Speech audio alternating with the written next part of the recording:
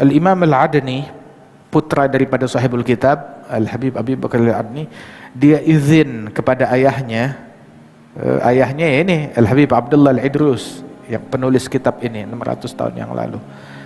Dia izin kepada ayahnya, ya Abah, izinkan saya. Mau ngapain? Saya mau dakwah.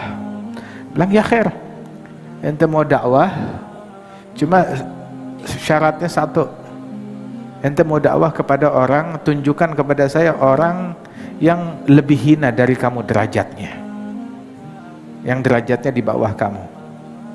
Bawain saya kepada yang derajatnya di bawah kamu, tunjukin orangnya. Kamu mau dakwah kemana? Kepada yang di bawah kamu, nah itu, tunjukin saya siapa orangnya, mana. Baik. Akhirnya dia berpikir, kalau ulama-ulama guru-guru saya, jelas mereka lebih mulia dari saya, lebih afdal. Saya enggak lebih mulia dari mereka. Saya begini berkatnya mereka. Guru-guru saya lebih mulia dari saya. Adapun ustadz-ustadz yang seumuran, sepantaran dengan saya enggak bisa bilang diri saya lebih mulia dari mereka. Ini dia berpikir, mengintrospeksi diri. Sebab mereka lebih ikhlas dari saya. Saya enggak lebih mulia dari mereka. Murid-murid, saya lebih mulia dari murid saya? Enggak juga. Sebab murid-murid, saya enggak bisa menjamin diri saya lebih mulia dari murid saya. Sebab mereka para penuntut ilmu, jalannya aja bukan di atas karpet merah, di atas sayapnya malaikat. Kata Nabi, innal malaikah la tadha'u ajnihataha. Malaikat menghamparkan sayapnya untuk dipijak oleh para penuntut ilmu yang berjalan. Mereka jalan di atas sayap malaikat. Adapun saya sebagai pengajar, saya nggak tahu saya ikhlas apa kagak. Saya nggak berasa diri saya ikhlas. Saya nggak lebih mulia daripada murid saya. Begitu. Kemudian dia berpikir lagi, kalau begitu tukang maksiat pasti lebih hina dari kamu. Dalam dirinya dia berpikir begitu. Dia bilang, nggak juga sih. Mereka bermaksiat kepada Allah sedangkan mereka jahil, mereka tidak berilmu. Sedangkan saya punya ilmu tapi saya nggak ngamalin ilmu saya.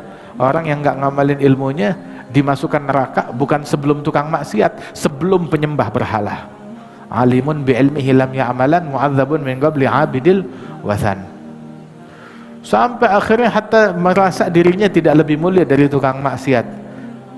Akhirnya berpikir, orang kafir pasti kamu lebih mulia dari orang kafir lebih hina dari kamu. Terus dia berpikir, iya juga, tapi itu sekarang. Akhir hayat saya nggak tahu.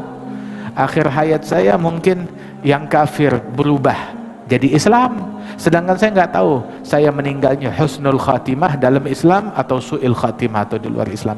Saya nggak berani mengklaim diri saya lebih mulia dari orang kafir saat ini. Saat ini mungkin ya, tapi mulia atau lebih mulia atau enggak nanti akhir hayat semuanya, meninggalnya dalam la ilaha illallah atau enggak. Akhirnya dia ketika pulang, ya kayaknya saya gagal menjalankan misi saya. Pulang ke rumahnya, lihat ada bangkai anjing yang udah busuk, udah mati, udah busuk. Bilang, lah ini udah pasti lebih hina dari saya. Dia tadi terpikir mau ambil tali, mau diseret ke depan abahnya. Ini lebih hina dari saya, maksudnya begitu. Tahu-tahu dia berpikir besok hari kiamat, saya dibangkit, dia dibangkit. Orang yang maksiat masuk neraka, disiksa dulu di neraka. Sedangkan anjing, nggak ada kasusnya anjing masuk neraka. Itu hewan binatang dikembalikan ke dalam tanah.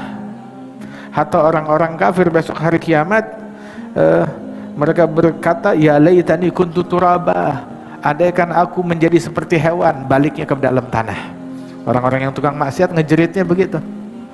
Jadi hatta sekarang pun saya nggak berani mengklaim diri saya lebih mulia daripada bangkai anjing ini.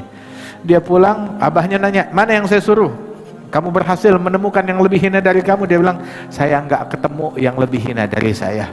Disebutin ceritanya. Lah, sekarang orang macam kamu yang punya pikiran kayak begini, ini yang pantas berdakwah, yang menganggap dirinya tidak lebih mulia daripada orang lain. Selama di dalam hati masih ada menganggap diri lebih mulia daripada makhluk lain, dia nggak pantas berdakwah. Dia harusnya didakwahin, bukan mendakwahi.